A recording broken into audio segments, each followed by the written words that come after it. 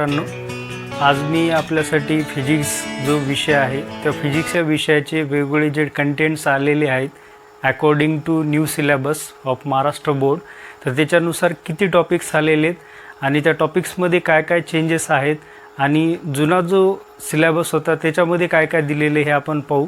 तर त्यामध्ये काय किती आपल्याला कंप्लीट टॉपिक्स आलेले ते आपण सर्वप्रथम पाहणार आहेत.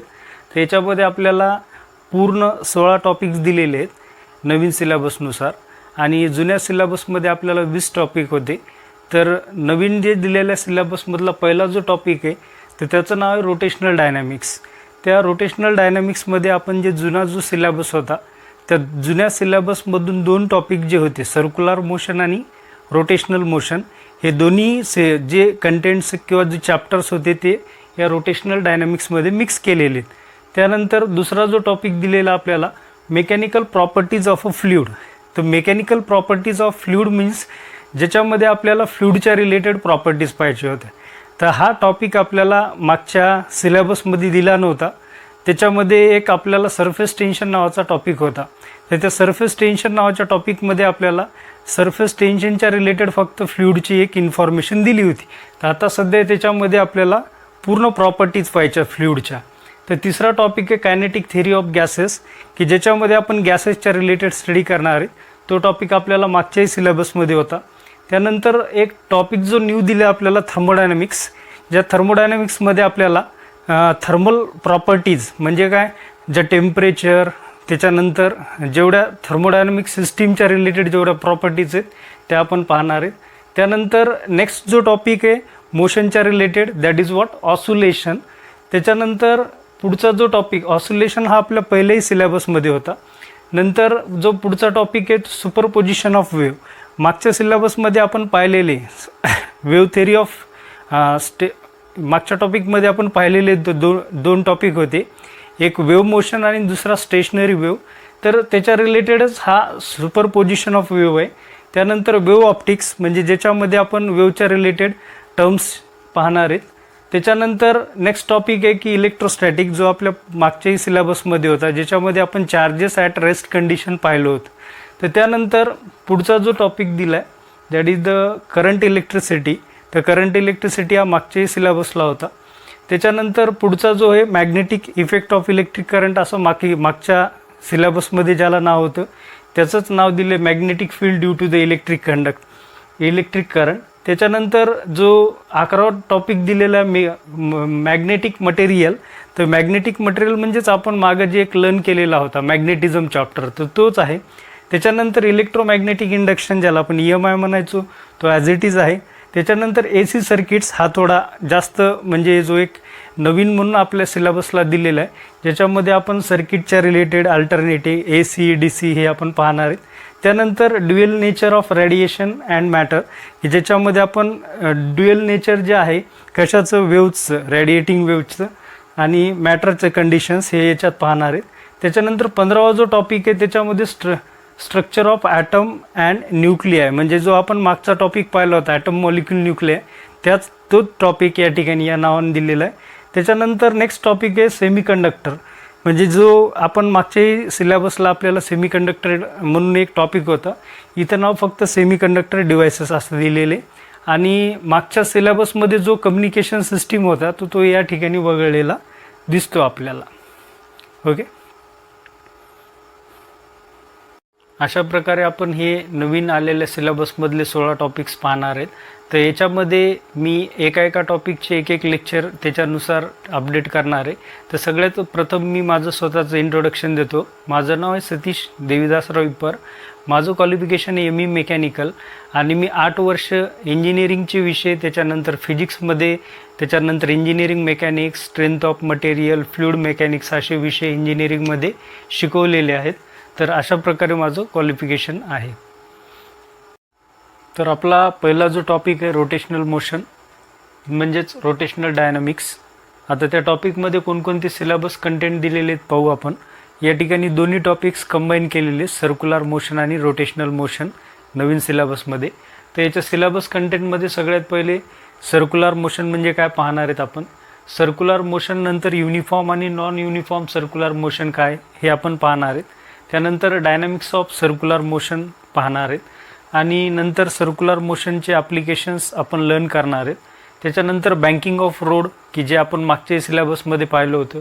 नंतर कोनिकल पेंडुलम की ज्याच्यामध्ये आपण कोनिकल पेंडुलमचा कंटेंट प्रिव्हियस सिलेबसमध्ये सुद्धा होता आणि जो कंटेंट लास्ट सर्क्युलर मोशनमधून या टॉपिक कंटेंटमध्ये आपल्याला व्हर्टिकल सर्क्युलर मोशन दिलेले आहे.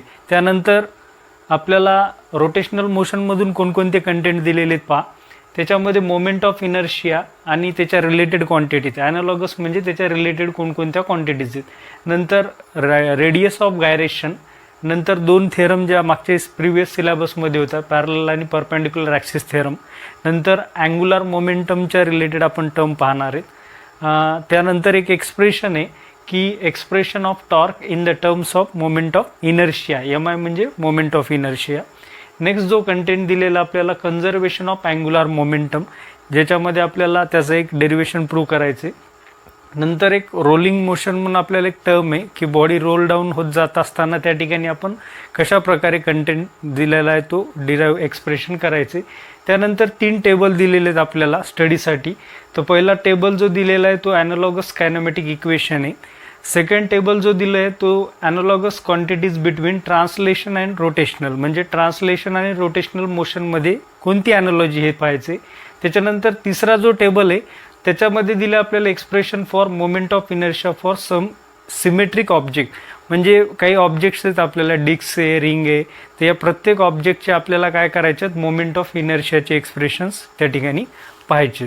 तर अशा प्रकारे हा सिलेबस कंटेंट पूर्ण दिलेला आहे आपल्याला पहिल्या टॉपिकसाठी.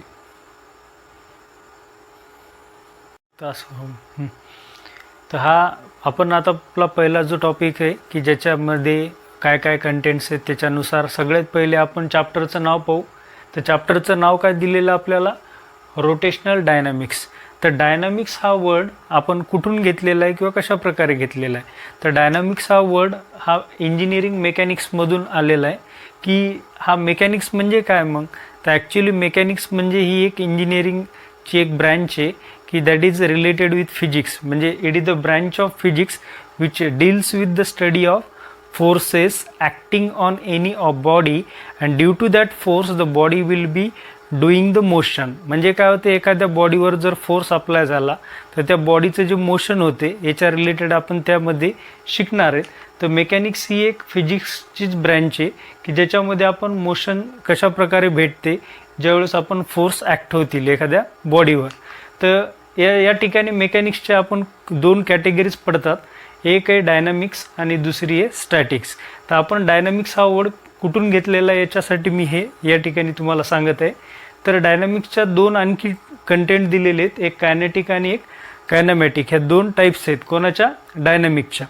तर कायनॅमॅटिक आणि कायनेटिक याच्यामध्ये दोन्हीमध्ये काय डिफरन्स आहे, तर कायनॅमॅटिकमध्ये आपण फोर्स न कन्सिडर करता फक्त मोशन्सच्या रिलेटेड स्टडी करतो आणि कायनेटिकमध्ये काय की फोर्स ॲक्टिंग झाल्यामुळं बॉडीचं जे मोशन होते त्याच्या रिलेटेड आपण लर्न करणार आहेत. तर जसं कायनॅमॅटिकमध्ये जे मी तुम्हाला आता सांगितलं की फोर्स न कन्सिडर करता आपण फक्त मोशन, मग जसं आपण व्हेलॉसिटी वर्सेस टाईम पाहतो, जसं आपण ॲक्सेलरेशन वर्सेस टाईम जे ग्राफ काढतो, तर ते जे मोशन्स आहेत ते मोशनच्या रिलेटेड स्टडी आपण कायनॅमॅटिकमध्ये पाहतो.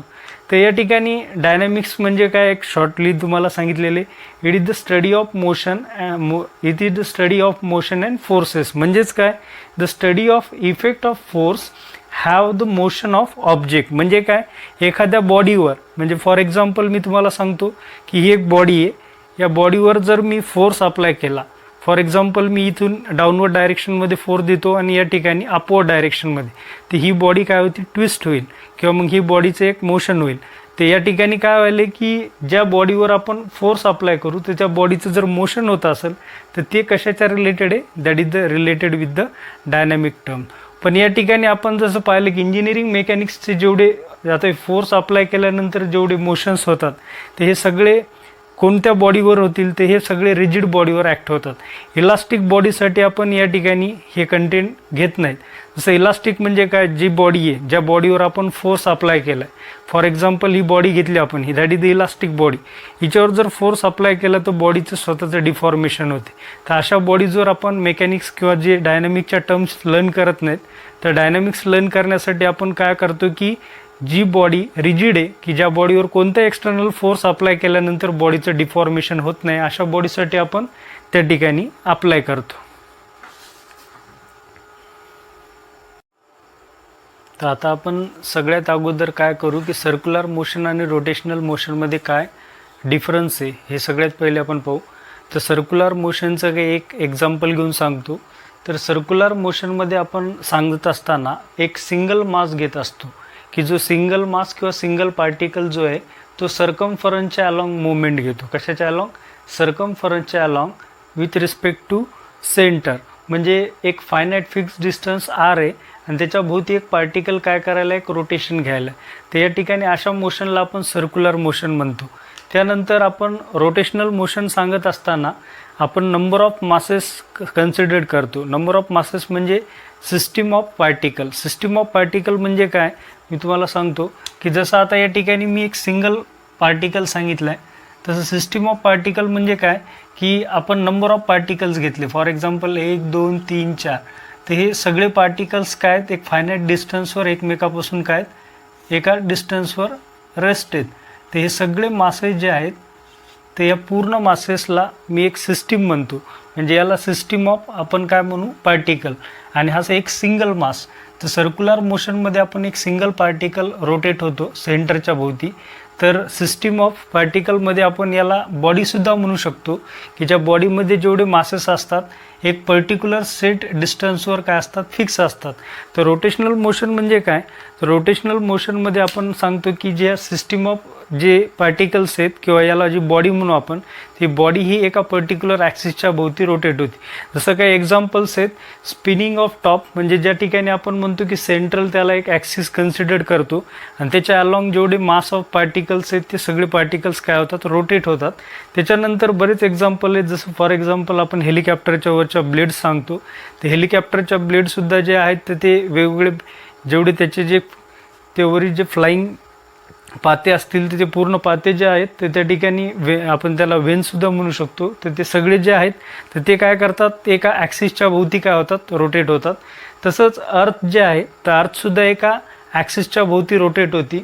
तसंच आपण एक एक्झाम्पल या ठिकाणी सांगितलेलं आहे पहा, की ज्याच्यामध्ये आपण जसं तुम्हाला माहिती आहे की ज्याला आपण आकाशपाळणा म्हणतो, त्या आकाशपाळण्यामध्ये जे एक ॲक्सिसच्या भोवती एक सगळे जेवढे रेस्ट असणारे जेवढे पार्टिकल आपण हे सगळ्या लिंकेज जे सांगवले, सगळ्या लिंकेज काय होतात, एका ॲक्सिसच्या भोवती काय व्हायल्यात, रोटेट व्हायल्यात. तर अशा ठिकाणी याला आपण रोटेशनल मोशन म्हणतो, की जे एका ॲक्सिसच्या भोवती रोटेट होतात. आणि जो ॲक्सिस आहे ज्याच्या भोवती हे मासेस पूर्ण काय व्हायलेत, रोटेट व्हायलेत, तर त्या ॲक्सिसला आपण ॲक्सिस ऑफ रोटेशन असं नाव दिलेलं आहे. मी एक एक्झाम्पल सांगतो तुम्हाला कळण्यासाठी. तर एक एक्झाम्पल लक्ष द्या या ठिकाणी. फॉर एक्झाम्पल हा जो एक ऑब्जेक्ट आहे तर या ऑब्जेक्टला हे एक मी ॲक्सिस कन्सिडर करतो आणि या ॲक्सिसच्या भोवती काय करणार आहे की नंबर ऑफ पार्टिकल्स, तुम्ही जसं आता म्हणणार आहे की हे सगळे वेगवेगळे पार्टिकल्स आहेत, हे सगळे पार्टिकल्स एका ॲक्सिसच्या भोवती काय होणार आहेत की कशा प्रकारे ॲक्सिस हा रोटेट होत नाही, तर हे पार्टिकल्स सगळे काय होत असतात, या ॲक्सिसच्या भोवती रोटेट होणार आहेत. म्हणजे पार्टिकल्स हे ॲक्सिसच्या भोवती रोटेट होतील, पार्टिकल रोटेट होत नाहीत. पण सगळ्यात अगोदर सर्क्युलर मोशन म्हणजे काय पाहू. तर सर्क्युलर मोशन म्हणजे पहा, एखाद्या पार्टिकलची मोशन जर सर्कमफरन्सच्या अलॉंग होत असेल तर अशा मोशनला आपण सर्क्युलर मोशन म्हणतो. जसं मी या ठिकाणी एक पार्टिकल कन्सिडर केला आहे, जो पार्टिकल हा सर्कमफरन्सच्या अलॉंग मूव्ह व्हायला आहे. ते सर्कमफरन्सच्या अलॉंग जे मूव्ह होणाऱ्या पार्टिकलला जी मोशन आपण सांगितली तर ती मोशन म्हणजे कोणती आहे, सर्क्युलर मोशन. ओके. तर या ठिकाणी मी ठीक आहे एक्झाम्पल मी सांगितलेले जसं आर्टिफिशियल सॅटेलाईट ऑर्बिटिंग इन अर्थ. म्हणजे या ठिकाणी एखादा सॅटेलाईट जो आहे तो कशाच्या अराउंड मूव्ह व्हायला आहे, अर्थच्या अराउंड. ते याला आपण एक एक्झाम्पल म्हणू शकतो कशाचं, सर्क्युलर मोशनचं. आणखी एक एक्झाम्पल सांगू शकतो की आपण एखादी कार किंवा एखादी बाईक जी आहे ते जर सर्क्युलर ट्रॅकच्या अराउंड जर मूव्ह होत असेल तर त्याला त्या मोशनला सुद्धा आपण काय म्हणू शकतो, सर्क्युलर मोशन. तर आपल्याला सर्क्युलर मोशनचे 2 कॅरेक्टरिस्टिक्स दिलेले आहेत. तर त्यापैकी पहिलं कॅरेक्टरिस्टिक आपल्याला सांगितलेलं आहे की सर्क्युलर मोशन ही एक ॲक्सलरेटेड मोशन आहे. तर ॲक्सलरेटेड मोशन म्हणजे काय हे आपल्याला या ठिकाणी सांगायचं झालं तर पहा, ज्यावेळेस आपण सांगितलं की पार्टिकल हा सर्कम्फरन्सच्या अलॉंग मूव्ह व्हायला आहे, तर सर्कम्फरन्सच्या अलॉंग मूव्ह होताना पार्टिकलची एक काहीतरी लिनियर व्हेलॉसिटी आपण पॉईंट व्हेलॉसिटी कन्सिडर करू की या ठिकाणी v आहे. तर तो पार्टिकल ज्यावेळेस या पोझिशनवरून या पोझिशनला आला तर त्या ठिकाणी याही ठिकाणी जी व्हेलॉसिटी आहे ती v आहे. परंतु या ठिकाणी काय झाले की डायरेक्शन या ठिकाणी पॉईंट असेल तर या ठिकाणी डायरेक्शन अपवर्ड डायरेक्शनला आपण लिनियर व्हेलॉसिटी दाखवली. ज्यावेळेस तोच पार्टिकल या ठिकाणी आला त्यावेळेस आपण त्याची व्हेलॉसिटी जी आहे ती या लेफ्ट साईडला जाताना दाखवली. याचा अर्थ मॅग्निट्यूड सेम आहे परंतु डायरेक्शन जर चेंज होत असेल तर अशा ठिकाणी आपण त्या मोशनला ॲक्सलरेटेड मोशन म्हणतो. फॉर एक्झाम्पल पहा, या ठिकाणी आपण ही इथं व्हेलॉसिटी 5 मीटर पर सेकंद जर कन्सिडर केली तर याही ठिकाणी तीच व्हेलॉसिटी सेम राहील 5 मीटर पर सेकंद. पण काय व्हायले की या ठिकाणची आणि या ठिकाणची पॉईंट ज्यावेळेस या ठिकाणी पार्टिकल असेल तर त्याची डायरेक्शन वेगळी आहे आणि या ठिकाणी असेल तर त्याची डायरेक्शन वेगळी आहे. तर अशा मोशनला आपण ॲक्सलरेटेड मोशन म्हणतो. आणि सेकंड जे कॅरेक्टरिस्टिक दिलेले आपल्याला की सर्क्युलर मोशन ही एक पिरियॉडिक मोशन आहे. पिरियॉडिक मोशन म्हणजे काय पहा, एखाद्या ठिकाणी जर आपण पार्टिकल सिलेक्ट केला किंवा एखादा ऑब्जेक्ट घेतला जो सर्क्युलर मोशननं मूव्ह व्हायला तर ज्या ठिकाणी सर्क्युलर मोशननं मूव्ह होत असताना तो जो ऑब्जेक्ट आहे तो एका पर्टिक्युलर टाईम इंटरवल नंतर परत तीच मोशन परफॉर्म करते. म्हणजे काय, the motion that repeat itself after a fix time. म्हणजे या ठिकाणी पार्टिकल इथून स्टार्ट झाला आणि एक रिव्होल्यूशन कंप्लीट होऊन जो टाईम लागला परत तेवढ्या टाईममध्ये परत पार्टिकल त्याच ठिकाणी येतो, तर या मोशनला आपण पिरियॉडिक मोशन म्हणतो. आणि जसंच आपण एक फॉर्म्युला जर सांगायचं झालं या ठिकाणी तर time taken is equal to what, circumference covered to the rate means what, या ठिकाणी यूज केलेली व्हेलॉसिटी म्हणजे t इक्वल्स टू 2πr/v हे आपण या ठिकाणी घेतलेले. तर आपल्याला नेक्स्ट बिट दिलेलं आहे पहा, कायनेमॅटिक ऑफ सर्क्युलर मोशन. तर कायनेमॅटिक ऑफ सर्क्युलर मोशनच्या रिलेटेड आपण 11वीमध्ये काही टर्म्स पाहिल्या होत्या ज्याच्यामध्ये आपण लिनियर आणि अँग्युलर टर्म्स काय केल्या होत्या, कम्पेअर केल्या होत्या की ज्यामध्ये आपण एखादा पार्टिकल किंवा एखादा ऑब्जेक्ट जो आहे एका ठिकाणाहून दुसऱ्या ठिकाणी लिनियरली मूव्ह होत असेल तर त्या मोशनला आपण लिनियर मोशनच्या रिलेटेड पाहतो, त्यालाच आपण ट्रान्सलेशन किंवा लिनियर असं म्हणतो. त्यानंतर एखादा ऑब्जेक्ट जर सर्कम्फरन्सच्या अलॉंग मूव्ह होत असेल तर त्या मोशनला आपण अँग्युलर किंवा रोटेशनल मोशन अशा प्रकारे म्हणतो. तर आपण आता या ठिकाणी 2 ज्या टर्म्स आहेत लिनियर आणि अँग्युलर त्याची एक ॲनॉलॉजी आपण पाहणार आहेत. तर या ठिकाणी मी एक टेबल तयार केलेलं आहे पहा, त्या टेबलमध्ये क्वांटिटीज दिलेल्या आहेत, डिस्प्लेसमेंट, व्हेलॉसिटी, ॲक्सेलरेशन आणि फोर्स. आणि त्या क्वांटिटीजला मी लिनियर आणि अँग्युलर टर्म्स म्हणजेच लिनियर म्हणजेच काय ट्रान्सलेशन आणि अँग्युलर म्हणजेच काय मी रोटेशनल असं या ठिकाणी आपण ॲनॉलॉजी चेक करणार आहेत की जे आपण 11वीमध्ये सुद्धा पाहिली होती. तर जसं मी तुम्हाला आता सांगितलं की एखादा पार्टिकल हा एका पॉईंटवरून दुसऱ्या पॉईंटवर A to B चालला आहे लिनियरली, तर त्यावेळेस जात असताना त्याचं डिस्प्लेसमेंट मी कशानं दाखवतो, x या लेटरनं डिनोट करतो. आणि ज्यावेळेस एखादा पार्टिकल हा सर्कम्फरन्सच्या अलॉंग मूव्ह व्हायला आहे की आणि तो पार्टिकल सर्कम्फरन्सच्या अलॉंग एक अँगल मेड करतो, तर तो अँगल म्हणजे अँग्युलर डिस्प्लेसमेंट जे मी कशानं थिटा या लेटरनं डिनोट करतो. तर या ठिकाणी आपण लिनियर व्हेलॉसिटी कोणत्या टर्मनं डिनोट करतो, तर लिनियर व्हेलॉसिटी आपण v या लेटरनं डिनोट करतो. तर लिनियर व्हेलॉसिटी vचा जर आपण एक फॉर्म्युला पाहिला तर आपण काय म्हणतो, the rate of change of displacement. कोणतं displacement, linear displacement with respect to time म्हणजेच काय लिनियर व्हेलॉसिटी.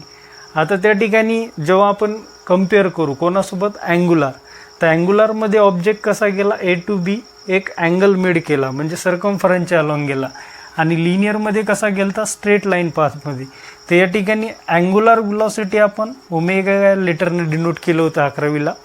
तर अँग्युलर व्हेलॉसिटी ओमेगाचा फॉर्म्युला काय, the rate of change of काय angular displacement with respect to time.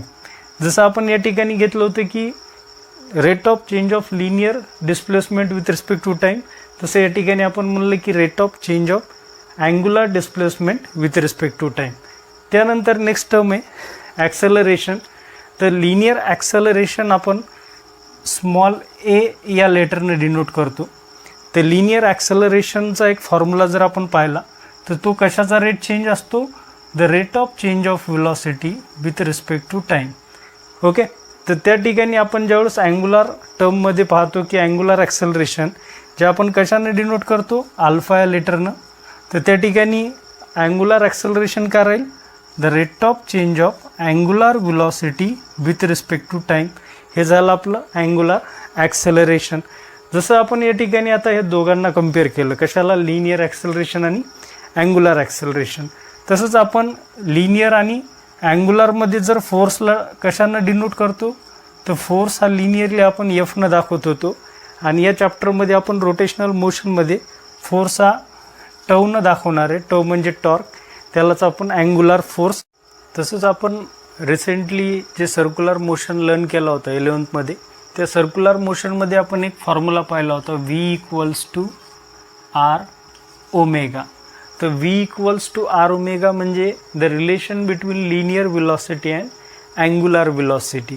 तसंच सेम आपण एक एक्सप्रेशन पाहिलं होतं की ए म्हणजे काय, linear acceleration =R alpha. Alpha म्हणजे काय, अँग्युलर ॲक्सेलरेशन. म्हणजे the relation between linear velocity and angular velocity. तसंच ॲनॉलॉजीमध्ये आपण दुसरं एक एक्सप्रेशन पाहिलं होतं, the relation between linear acceleration and angular. Kinematic of circular मोशनमध्ये आपल्याला एक राईट हँड थंब रूल दिलेला आहे. तर राईट हँड थंब रूलमध्ये काय दिले पहा, की एखादा ऑब्जेक्ट जर ज्या डायरेक्शननं मूव्ह व्हायला आहे, जर फॉर एक्झाम्पल मी म्हणतो की ऑब्जेक्ट हा अशा डायरेक्शननं मूव्ह व्हायला आहे, ज्या डायरेक्शननं मूव्ह व्हायला आहे त्या डायरेक्शननं आपण काय करणार आहे, आपले जे फिंगर्स आहेत ते कर्ड करायचे आणि जो आपला थंब आहे ते आउटस्ट्रेच काढल्यानंतर जो आउटस्ट्रेच जे थंब काढला तर तो आपल्याला त्या ठिकाणी अँग्युलर वेलॉसिटी शो करतो. कशा प्रकारे पहा, फॉर एक्झाम्पल हा एक ऑब्जेक्ट आहे, तो ऑब्जेक्ट हा अशा प्रकारे मूव्ह व्हायला आहे. तो मूव्ह होत असताना त्या आउटस्ट्रेच जो आपण थंब काढलेला आहे तर तो काय शो करतो, या ठिकाणी अँग्युलर वेलॉसिटी शो करतो. तर याला आपण राईट हँड थंब रूल म्हणतो. तर आपला जो एक नेक्स्ट बीट दिलेला आहे पहा सिलेबसमध्ये, युनिफॉर्म सर्क्युलर मोशन. ते युनिफॉर्म सर्क्युलर मोशन म्हणजे अशी मोशन की पार्टिकलची ज्यावेळेस पार्टिकल हा सर्कम्फरन्सच्या अलॉंग मूव्ह होतो सर्क्युलर मोशनमध्ये, त्यावेळेस पार्टिकलची वेलॉसिटी जर कॉन्स्टंट असेल तर त्या ठिकाणी आपण त्या मोशनला युनिफॉर्म सर्क्युलर मोशन असं म्हणतो. तर युनिफॉर्म सर्क्युलर मोशनमध्ये पहा, सगळ्यात अगोदर आपण काय सांगितलं की याचं एक एक्झाम्पल द्यायचं झालं तर पहा, एखादा फॅन जो आहे जो ऑन कंडिशनमध्ये, तर ऑन कंडिशनमध्ये असताना त्या फॅनची जी वेलॉसिटी आहे प्रत्येक पॉईंटची, तर त्या पॉईंटची जी वेलॉसिटी आहे ती आपण त्या ठिकाणी कॉन्स्टंट सांगतो. फॉर एक्झाम्पल पहा या ठिकाणी की आपण हे फॅनचे पाते कन्सिडर करू, तर प्रत्येक पात्याची या ठिकाणी वेलॉसिटी आपण या ठिकाणी कन्सिडर करणार आहे. तर या ठिकाणी जी वेलॉसिटी आहे v, या पोझिशनला वेलॉसिटी v, या पोझिशनला वेलॉसिटी v, या पोझिशनला सुद्धा वेलॉसिटी आपण काय सांगितलेली v. म्हणजे या ठिकाणी आपण सर्व पोझिशनमध्ये जी वेलॉसिटी आहे पार्टिकलची, ती वेलॉसिटी कॉन्स्टंट आहे. फक्त ज्या पार्टिकलची पोझिशन जर चेंज झाली तर प्रत्येक पोझिशनला त्या पार्टिकलची जी डायरेक्शन आहे ती डायरेक्शन काय व्हायली त्या ठिकाणी बदलत जाते. तर या ठिकाणी आता जी वेलॉसिटी आपण कॉन्स्टंट सांगितलेली आहे पण डायरेक्शन प्रत्येक पॉईंटला काय म्हणलं आपण, डिफरंट आहे. तर या ठिकाणी काय होते, तर ज्यावेळेस पार्टिकल हा या पोझिशनला आहे आणि मूव्ह होत असताना या ठिकाणी या पॉईंटच्या दोन ॲक्सेलरेशन आपण शो करतो. या ठिकाणी जे एक acceleration directing toward the centre जे असते त्याला आपण सेंट्रिपिटल ॲक्सेलरेशन म्हणतो आणि जे टँजेन्शियल ॲक्सेलरेशन असते पॉईंटला त्याला आपण AT असं डिनोट करतो. तर ज्यावेळेस ऑब्जेक्ट हा पूर्ण सर्क्युलर मोशनमध्ये, युनिफॉर्म सर्क्युलर मोशनमध्ये, तर त्यावेळेस त्या ठिकाणी सेंट्रिपिटल ॲक्सलरेशन म्हणजे ज्याला आपण दुसरं एक नाव दिलेले रॅडियल ॲक्सलरेशन, तर याच्यावर टोटली डिपेंड असतो. तर त्या ठिकाणी टँजेन्शियल ॲक्सलरेशनने आपलं 0 असते. ज्यावेळेस आपण त्या ठिकाणी ऑब्जेक्ट हा आपण पूर्ण कशामध्ये सांगतो, युनिफॉर्म सर्क्युलर मोशनमध्ये. तर यामुळे या ठिकाणी सेंट्रिपिटल ॲक्सलरेशनचा आपण एक फॉर्म्युला जो आहे तो ऑलरेडी आपण लर्न केला होता की AC = v²/r. तर या ठिकाणी आपण सर्क्युलर मोशनमध्ये पाहिले रिसेंटली की v = आपण काय लिहितो, r ओमेगा, म्हणजे r² ω² या ठिकाणी r गेट कॅन्सल, म्हणजे काय आलं AC = r ω², that is what centripetal acceleration. आता या ठिकाणी सेंट्रिपिटल ॲक्सलरेशन हे कधी आपण सांगतो, ज्यावेळेस पार्टिकल हा मूव्ह होत असताना कशामध्ये, युनिफॉर्म सर्क्युलर मोशनमध्ये. तर त्यावेळेस त्या पार्टिकलचं जे पूर्ण ॲक्सलरेशन होणार आहे ते कोणाच्या डायरेक्शनमध्ये व्हायले, सेंटरच्या. तर त्या डायरेक्शनमध्ये, ज्या डायरेक्शनमध्ये व्हायले सेंटरच्या अलॉंग, तर असा जो फोर्स आहे, जो फोर्स सेंटरच्या आपलं रेडियसच्या along directing toward the center असेल, तर त्या फोर्सला आपण सेंट्रिपिटल फोर्स म्हणतो, FCP. That force is called centripetal force. तर नेक्स्ट कंटेंट आहे आपल्याला नॉन युनिफॉर्म सर्क्युलर मोशन. तर नॉन युनिफॉर्म सर्क्युलर मोशन म्हणजे जसं आता आपण सांगितलं होतं युनिफॉर्म सर्क्युलर मोशनमध्ये की प्रत्येक पॉईंटला ज्यावेळेस पार्टिकल सर्क्युलर मोशनमध्ये मूव्ह होतो त्या प्रत्येक पॉईंटला आपण सांगितलं होतं की विलॉसिटी ही कॉन्स्टंट असते. पण नॉन युनिफॉर्म सर्क्युलर मोशनमध्ये ती विलॉसिटी ही व्हॅरिएबल आहे. म्हणजे प्रत्येक पॉईंटला जशा प्रकारे फॉर एक्झाम्पल सांगायचं झालं तर ज्यावेळेस आपण फॅन ऑफ केला, तर फॅन ऑफ केल्यानंतर फॅन काय होत जातो, त्याची स्पीड हळूहळू कमी होत जाते. म्हणजे याचा अर्थ आहे की त्या ठिकाणी जी विलॉसिटी आपण सांगतो की ती विलॉसिटी काय व्हायली त्या ठिकाणी बदलत चाललेली आहे. म्हणजे त्या ठिकाणची जी स्पीड आहे प्रत्येक पॉईंटची, ती स्पीड ही व्हॅरिड आहे. कशा प्रकारे मी तुम्हाला एक डायग्रामच्या सहाय्याने सांगतो की जसं एक फॅन फिरतोय, ते फिरत असताना त्याचे जे ब्लेड्स आहेत, आता फॉर एक्झाम्पल या ठिकाणी एक विलॉसिटी मी कन्सिडर केली, तर ती विलॉसिटी मी V1 म्हणले. या ठिकाणी एक विलॉसिटी आहे, तिला मी V2 म्हणले. या पॉईंटला विलॉसिटी V3, या पॉईंटला विलॉसिटी V4. म्हणजे प्रत्येक पॉईंटला जी लिनियर विलॉसिटी आहे ती बदलत चाललेली ज्यावेळेस आपण फॅन ऑफ करू. म्हणजे या ठिकाणी स्पीड काय प्रत्येक ठिकाणी ज्या व्हॅरिएबल्स आहेत आणि युनिफॉर्म सर्क्युलर मोशनमध्ये त्या स्पीड काय होत्या, कॉन्स्टंट होत्या. तर या ठिकाणी काय होते की मॅग्निट्यूड जे आहे प्रत्येक ठिकाणी पॉईंटचं, म्हणजे या ठिकाणी ज्यावेळेस विलॉसिटी सांगितली इथलं मॅग्निट्यूड, या ठिकाणचं मॅग्निट्यूड, या ठिकाणचं मॅग्निट्यूड, हे मॅग्निट्यूड चेंज होते. आणि हे मॅग्निट्यूड जर चेंज झालं तर या ठिकाणी जो आहे पूर्ण जे मोशन या ठिकाणी जे ॲक्सलरेशन व्हायले या पार्टिकलचं, ते पूर्ण ॲक्सलरेशन हे टँजेन्शियल ॲक्सलरेशनवर डिपेंड आहे. या ठिकाणी आपण सेंट्रिपिटल ॲक्सलरेशन किंवा रॅडियल ॲक्सलरेशन कन्सिडर करत नाही. तर टोटल ॲक्सलरेशन हे कोणावर डिपेंड आहे, टँजेन्शियल ॲक्सलरेशनमध्ये. कशामध्ये, नॉन युनिफॉर्म सर्क्युलर मोशनमध्ये. का तर या ठिकाणी विलॉसिटी प्रत्येक पॉईंटला काय व्हायली, व्हॅरी व्हायली. तर या ठिकाणी एक आपल्याला जर फॉर्म्युला लिहायचा झाला तर सेंट्रिपिटल जे त्या ठिकाणी लिहिला होता आपण, या ठिकाणी टँजेन्शियल ॲक्सलरेशनचा फॉर्म्युला आहे rate of change of magnitude of velocity with respect to time. म्हणजे या ठिकाणी आपण काय केले की जेवढ्या सगळ्या विलॉसिटीज आहेत त्या प्रत्येक विलॉसिटीचं त्या ठिकाणी एक रेट चेंज करून या ठिकाणी एक फॉर्म्युला लिहिला की tangential acceleration is equal to D × mod of V/dt. तर या ठिकाणी जर एक्झाम्पल सांगायचं असेल तर ज्यावेळेस आपण फॅन ऑफ केला आणि ॲटोमॅटिक स्पीड काय होत चालली, कमी होत चाललेली. आत्ताच आपण जे पाहिलं होतं की युनिफॉर्म सर्क्युलर मोशन आणि नॉन युनिफॉर्म सर्क्युलर मोशन. ते युनिफॉर्म सर्क्युलर मोशनमध्ये आपण सांगितले की त्या पार्टिकलची जी विलॉसिटी आहे तर त्या पार्टिकलची विलॉसिटीची फक्त डायरेक्शन चेंज आहे दाखवली आपण, आणि त्या ठिकाणी सांगितलं की जे त्या ठिकाणी पूर्ण सेंट्रिपिटल ॲक्सेलरेशनवरच त्या ठिकाणी मोशन डिपेंड आहे, युनिफॉर्म सर्क्युलर मोशन. त्यानंतर आपण सेकंड पाहिलं होतं की नॉन युनिफॉर्म सर्क्युलर मोशन, ज्या ठिकाणी आपण सांगितलं होतं की मॅग्निट्यूड म्हणजे जसं फॅन ऑफ केल्यानंतर प्रत्येक पॉईंटला त्या ठिकाणची जी व्हेलॉसिटी आहे ती डिक्रीजिंग होत जाईल. म्हणजे अशा या ठिकाणी आपण एका ठिकाणी चेंज इन डायरेक्शन सांगितलं युनिफॉर्म सर्क्युलर मोशनमध्ये, आणि नॉन युनिफॉर्म सर्क्युलर मोशनमध्ये आपण चेंज इन मॅग्निट्यूड असं आपण दोन कन्सेप्ट सांगितल्या. म्हणजे एखादा जर पॉईंट आपण कन्सिडर केला युनिफॉर्म सर्क्युलर मोशनमध्ये, तर त्या युनिफॉर्म सर्क्युलर मोशनमध्ये एखाद्या पॉईंटची जी टोटल जर आपण सांगितलं की टोटल या ठिकाणी ॲक्सेलरेशन किती आहे, तर टोटल ॲक्सेलरेशन हे दोन ॲक्सेलरेशनवर डिपेंड आहे. एक सेंट्रिपिटल ॲक्सेलरेशन त्या पॉईंटचं आणि त्या पॉईंटचं एक टँजेन्शियल ॲक्सेलरेशन. आणि असं आपण सांगतो की या दोन्ही ॲक्सेलरेशनमध्ये 90 डिग्रीचा अँगल असतो, सेंट्रिपिटल ॲक्सेलरेशन आणि टँजेन्शियल ॲक्सेलरेशन.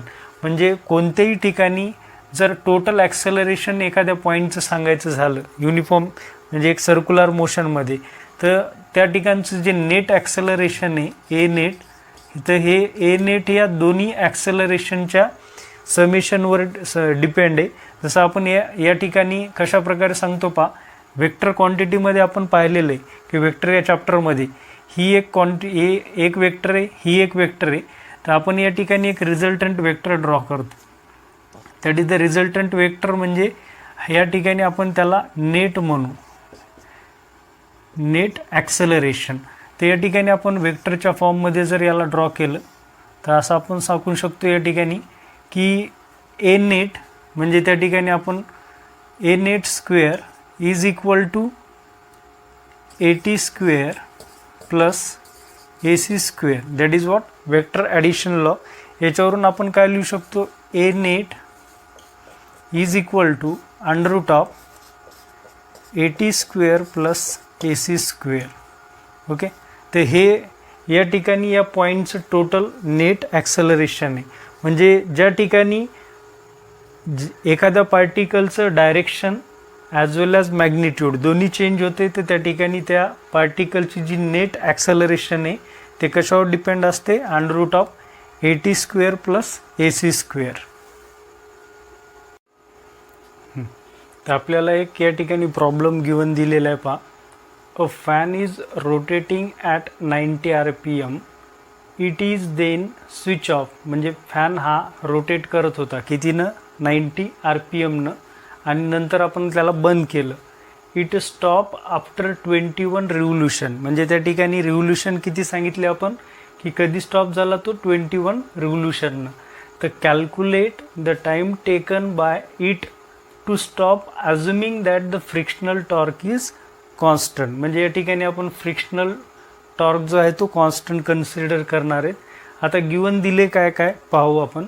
ज्यावेळेस आपल्याला fan is rotating at 90 RPM, म्हणजे त्या ठिकाणी आपल्याला काय गिवन आहे, तर आपल्याला रिव्होल्यूशन दिलेले पहा. म्हणजे इनिशियल रिव्होल्यूशन किती गिवन आहे पहा, 90 RPM. तर 90 RPM मीन्स आपल्याला SI युनिटमध्ये नाही दिलेले, रिव्होल्यूशन पर मिनिटमध्ये दिले. तर याला आपण कशामध्ये कन्वर्ट करणार आहेत, रिव्होल्यूशन पर सेकंदमध्ये. म्हणजे आपल्याला याला SI मध्ये कन्वर्ट करायचं. तर कशा प्रकारे करू आपण, N0 दॅट इज 90 बाय कितीनं डिवाईड करायचं, 60. म्हणजे कशात कन्वर्ट होईल, RPS. तर किती आलं आहे आपलं पहा, how much, that is what 1.5 RPS. तर हे आपल्याला या ठिकाणी गिवन दिलेलं आहे. त्याच्यानंतर काय सांगितलं पहा की फॅन हा स्विच ऑफ आहे. म्हणजे या आपल्याला N0 वरून काय करता येईल, अँग्युलर व्हेलॉसिटी जी रनिंगमध्ये आहे तर ती फाइंड आउट करता येईल. तर अँग्युलर व्हेलॉसिटी ω0 म्हणजे काय असतो, 2πN0. तर या ठिकाणी आपण N0 फाइंड केलेले की सुरुवातीची फ्रिक्वेन्सी. तर या ठिकाणी ω0 इज इक्वल टू 2π N0 किती आपलं 1.5. म्हणजे या ठिकाणी आपलं ω0 किती आले पहा, 1.5 इंटू 2 म्हणजे 3 पाय. ओमेगाचं युनिट काय, रॅड पर सेकंड. ते हे अशा प्रकारे आपल्याला दिलेले.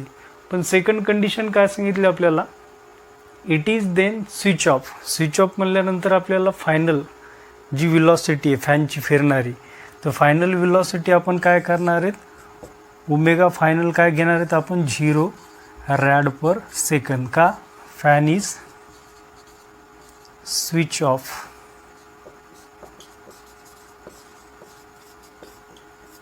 Switch off. ओके. तर या ठिकाणी आता आपल्याला सांगितले की अँगल काढता येईल, it stop after 21 revolution. Stop after 21 revolution म्हणजे काय, की या ठिकाणी जे स्टॉप होण्यासाठी अँगल मेड केला कशानं, फॅननं, की स्टॉपिंगपर्यंत त्यानं किती अँगल मेड केला, तर 21 रिव्होल्यूशन. तर आपल्याला फॉर्म्युला कसा बनवता येईल, angular displacement is equal to, आपल्याला सांगता येते एक रिव्होल्यूशनसाठी आपण किती घेतो, 2 पाय, आणि नंबर ऑफ रिव्होल्यूशन आपल्याला गिवन आहे. तर या ठिकाणी नंबर ऑफ रिव्होल्यूशन किती दिलेत आपल्याला, n इक्वल्स टू 21 गिवन आहे. म्हणून आपल्याला थिटा इक्वल्स टू काय लिहिता येईल इथं, 2 पाय, आणि nची किंमत किती आहे, इंटू 21. म्हणजे या ठिकाणी अँग्युलर डिस्प्लेसमेंट किती आलं आपलं, 21 इंटू 2 42 पाय. अँगल कशामध्ये लिहितो आपण, रेडियन. तर या ठिकाणी थिटा आपण फाइंड करू शकतो, कशामुळे आपल्याला रिव्होल्यूशन दिले. आता याच्यावरून आपल्याला काय सांगितलं, calculate the time taken by it stop. म्हणजे आपल्याला या ठिकाणी फाइंड करायला काय सांगितलं आहे, find that is time taken. Okay. तर या ठिकाणी टाईम टेकन काढण्यासाठी आपण काय करणार आहेत, तर आपण कायनॅमेटिकमध्ये या ठिकाणी 2 फॉर्म्युले पाहिले होते पहा. एक फॉर्म्युला होता v equal to u plus a t लिनियरसाठी, आणि दुसरा एक फॉर्म्युला होता v square equals to u square plus 2as. तर या लिनियरला आपण या ठिकाणी आपल्याला अँग्युलर टर्म्स दिलेले आहेत, म्हणजे फॅन हा अँग्युलर व्हेलॉसिटीनं फिरायला. मग या लिनियरचे जे फॉर्म्युले आहेत त्याला आपण अँग्युलरच्या फॉर्म्युल्यामध्ये कन्वर्ट करून घेऊ. v म्हणजे फायनल व्हेलॉसिटी, तर आपण या ठिकाणी फायनल व्हेलॉसिटी म्हणजे final angular velocity omega consider करू. Initial angular velocity omega 0 plus linear ॲक्सेलरेशनला अँग्युलरमध्ये आपण अँग्युलर ॲक्सेलरेशन इंटू टी लिहू शकतो. त्याच्यानंतर या ठिकाणी फायनल व्हेलॉसिटी म्हणजे काय लिहू शकतो आपण, ओमेगा स्क्वेअर. इनिशियल म्हणजे omega 0 square plus 2 as it is. A म्हणजे लिनियर, अल्फा म्हणजे अँग्युलर, आणि यसला आपण अँग्युलरमध्ये लिनियर डिस्प्लेसमेंट आपण कशानं दाखवलं, यसनं, तर अँग्युलर कशानं दाखवतो, थिटानं. तर या इक्वेशनवरून आता आपल्याला काय करायचं, टी फाइंड करायचं. तर टी फाइंड करण्यासाठी आपण काय करू, या दोघांनाही सिम्प्लिफाय करून घेऊ. तर सिम्प्लिफाय करता येणार हे, याला आपण omega minus omega 0 is equals to alpha t असं लिहू शकतो. याही ठिकाणी काय लिहू आपण, omega 0 omega square minus omega 0 square equals to 2 alpha theta. आता याच्यावरून आपल्याला ते दोन्ही इक्वेशनला आपण सिम्प्लिफाय करून घेऊ पा अल्फाच्या फॉर्ममध्ये. Alpha is equals to omega minus omega 0 upon t, आणि याला लिहू आपण alpha is equal to omega square minus omega 0 square upon 2 theta. आता या दोन्ही इक्वेशनवरून आपण काय करू, हे दोन्ही इक्वेशनचे जे एल एस एस आहेत ते दोन्ही इक्वेशनचे एल एस एस कॉमन असल्यामुळं आपण काय करू, आर एच एस या ठिकाणी कम्पेअर करू. तर आर एच एस साईड पहा, omega minus omega 0 upon t is equals to omega square minus omega 0 square upon 2 theta. आता आपण या ठिकाणी किमती पुट करू. ओमेगा फायनल, तर फायनल ओमेगा आपल्याला या ठिकाणी किती आहे, 0 मायनस ओमेगा इनिशियल किती होता आपला, 3 पाय अपॉन टी जे की आपल्याला फाइंड करायचे, is equals to omega final how much, 0 square minus initial किती दिलेलं आपल्याला 3 पाय स्क्वेअर अपॉन 2. थिटाची किंमत आपण या ठिकाणी काढलेली आहे. पहा किती आहे 42 पाय. तर काय लिहिता येईल पहा या ठिकाणी 3 pi upon t is equal to how much 3चा स्क्वेअर 9 पायचा square pi square upon 2 into 42 pi. या ठिकाणी एक पाय इकडलं इथला एक पाय कॅन्सल झाला, इथला एक पाय हा एक पाय कॅन्सल केला. 3 1 3 3 त्रिक 9. 3 42ला भाग द्या 14 म्हणजे काय आलं इकडं therefore 1 upon t is equals to 1 upon 2 into 40. Therefore 1 upon t is equal to 1 upon 28. Therefore time taken by the fan to stop after how much time? That is what 28 second. Okay, अशा प्रकारे आपण हा problem solve केलेला आहे.